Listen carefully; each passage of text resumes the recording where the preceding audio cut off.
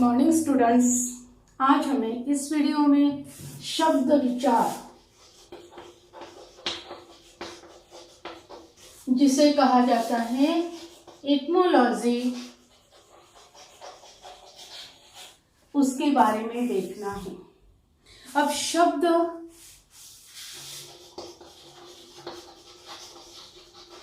Word किसे कहा जाता है? दो या दो से अधिक वर्णों के सार्थक समूह को शब्द कहते हैं, जैसे आदमी, पृथ्वी, इंसान, पेंसिल आदि। अब शब्दों के जो भेद है वह हमें यहाँ देखना है। शब्दों के भेद, काइंड्स ऑफ वर्ड्स।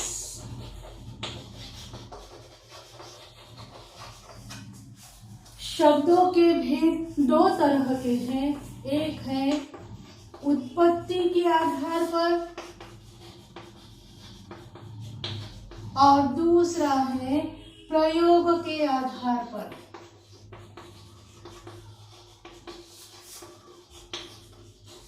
तो यहाँ हमें प्रयोग के आधार पर जो है उसके बारे में अधिक जानकारी लेना है।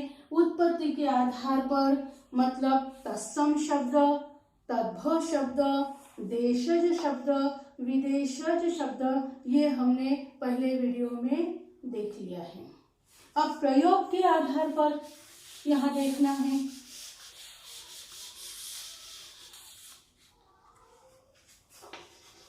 प्रयोग के आधार पर अब इसके होते हैं दो प्रकार। पहला है विकारी शब्द, जिसे कहा जाता है डिक्लाइनेबल वर्ड्स। अब इसे विकारी शब्द क्यों कहा जाता है? जिन शब्दों के रूप में लिंग, वचन, काल आदि के कारण परिवर्तन हो जाता है, उन्हें विकारी शब्द कहते हैं। इसके चार प्रकार हैं। पहला प्रकार है संज्ञा, जिसे कहा जाता है नाउन। दूसरा प्रकार है सर्वनाम, संज्ञा के बदले जिस शब्द का प्रयोग किया जाता है उसे हम सर्वनाम कहते हैं, जिसे कहा जाता है प्रोनाउन। तीसरा है विशेषण, संज्ञा के बारे में जो विशेष जानकारी देता है उसे हम विशेषण कहते हैं, जिसे कहा जाता है एडजेक्टिव। और चौथा है क्रिया, या जिसे हम कहते हैं क्रियापद, जो वाक्य में बहुत महत्वपूर्ण होता है। बिना क्रिया के वाक्य को अर्थ प्राप्त नहीं होता है, उसे हम क्रियापद कहते हैं या क्रिया कहते हैं। तो विकारी शब्द के चार प्रकार: संज्ञा, सर्वनाम, विशेषण और क्रिया। तो इस वीडियो में हमें सर्वनाम के भेद के बारे में विशेष जानकारी देखना है।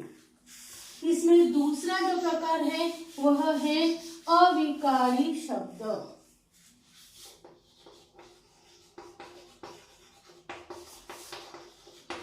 अविकारी शब्द, जिसे हम कहते हैं इनडिक्लाइनेबल वर्ड्स।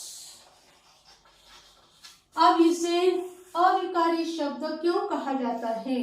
जिन शब्दों के रूप में लिंग, वचन, काल आदि के कारण परिवर्तन नहीं होता, उसे हम अविकारी शब्द कहते हैं। इसके चार प्रकार हैं। उसमें से पहला प्रकार है क्रिया, विशेषण, अव्यय। इसे अव्यय भी कहा जाता है, जिसे हम कहते हैं एडवर्ब। दूसरा प्रकार है समुच्चय बोधक, जिसे कहा जाता है कंजंक्शन। तीसरा प्रकार है संबंध बोधक, जिसे कहा जाता है प्रेपोजिशन। और चौथा प्रकार है विस्मयादि बोधक, जिसे इंटरजेक्शन कहा जाता है।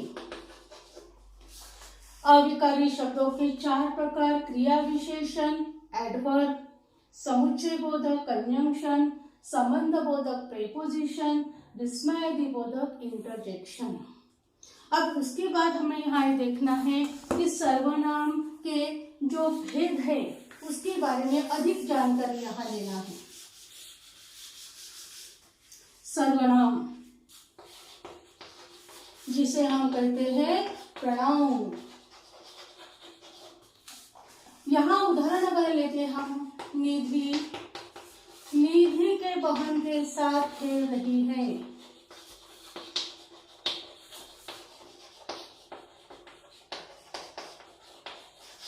यह जो वाक्य है इतना सुघड़ और सुंदर नहीं है, यह अटपटा सा लगता है। अगर हम ऐसा कहें कि निधि अपने बहन के साथ खेल रही है, तो यहाँ हमने सर्वनाम का प्रयोग किया है, प्रोनाउन का प्रयोग किया है। तो सर्वनाम किसे कहा जाता है?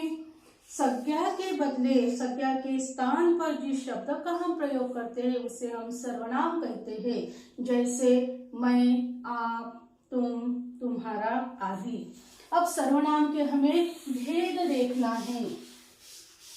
सर्वनाम के भेद क्या है?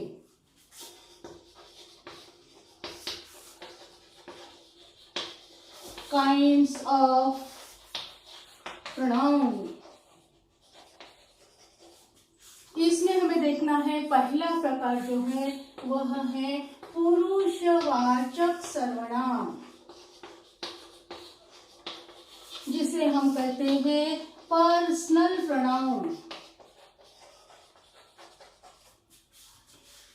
जो सर्वनाम बोलने वाले, सुनने वाले या किसी के बारे में कुछ कहा जाए उसका बोध कराते हैं, उसे पुरुषवाचक सर्वनाम कहते हैं। अब इसके भी 3 प्रकार हम देखते हैं। इसमें पहला प्रकार है उत्तम पुरुष, जिसे कहा जाता है फर्स्ट पर्सन।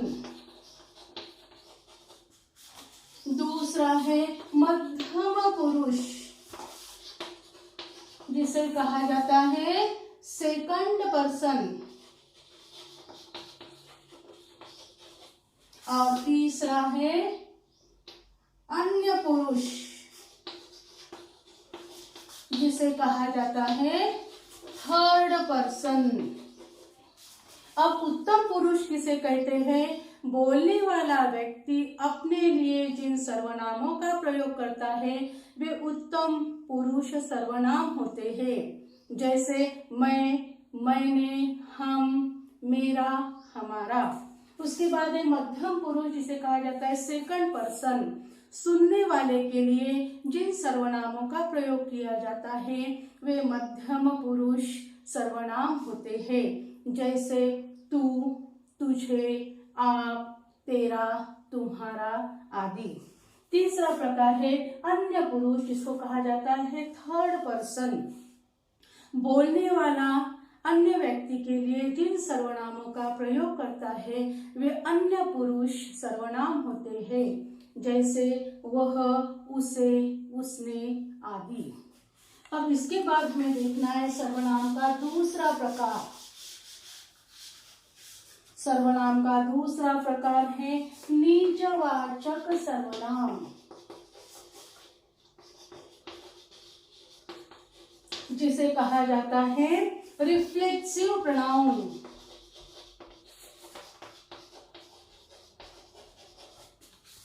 रिफ्लेक्सिव प्रोनाउन किसे कहते हैं? जो सर्वनाम अपने आप के लिए प्रयोग किया जाता है वह निज सर्वनाम कहलाता है। जैसे स्वयं, स्वतः, अपने आप, खुद। उदाहरण के तौर पे मैं अपने सारे काम स्वयं करता हूँ। इसमें स्वयं जो है वह निजवाचक सर्वनाम है। इसमें तीसरा प्रकार है प्रश्नवाचक सर्वनाम,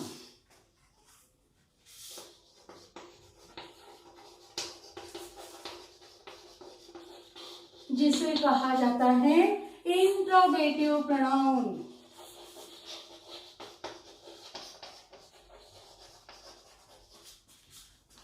जिन सर्वनामों का प्रयोग प्रश्न पूछने के लिए किया जाता है उसे प्रश्नवाचक सर्वनाम कहते हैं। जैसे क्या, कब, कहाँ, क्यों, कैसे। उदाहरण के लिए, तुम्हारे पिताजी का क्या नाम है। यहाँ क्या यह प्रश्नवाचक सर्वनाम है। चौथा है निश्चयवाचक सर्वनाम।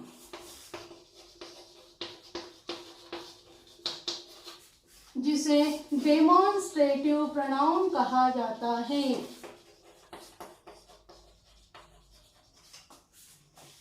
जिन सर्वनामों से किसी निश्चित वस्तु या व्यक्ति का बोध होता है उसे निश्चयवाचक सर्वनाम कहते हैं। जैसे यह, वह, इसे, उसे आदि।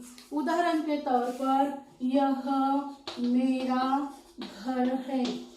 मेरा घर है यह पूर्ण वाक्य है, लेकिन इसमें यह निश्चयवाचक सर्वनाम मतलब डेमोन्स्ट्रेटिव प्रोनाउन के बारे में जानकारी देता है।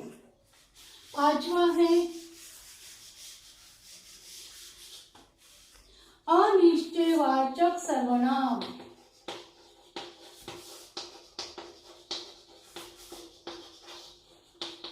जिसे कहा जाता है इनडेफिनाइट प्रोनाउन। जिन सर्वनामों से किसी निश्चित व्यक्ति या वस्तु का बोध नहीं होता उसे अनिश्चयवाचक सर्वनाम कहते हैं। जैसे कोई, कुछ, किसी। बाजार से कुछ सामान लाना है।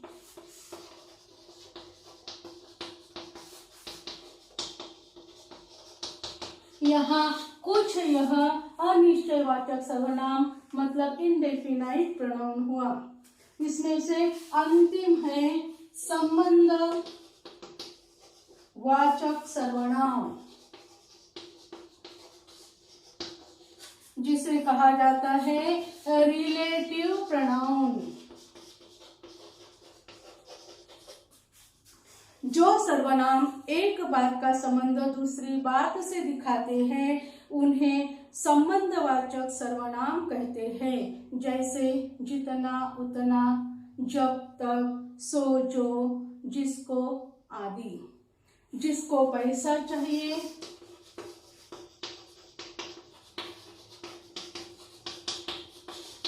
वह श्रम करे। यहाँ पर जिसको और वह यह संबंधवाचक सर्वनाम मतलब रिलेटिव प्रोनाउन है। इस तरीके से हमने यहाँ सर्वनाम के बारे में विशेष जानकारी देखी है, उसके भेद देखे हैं, उदाहरण देखे हैं। यहाँ पर यह वीडियो सर्वनाम के बारे में विशेष जानकारी दे रहा है। थैंक्स।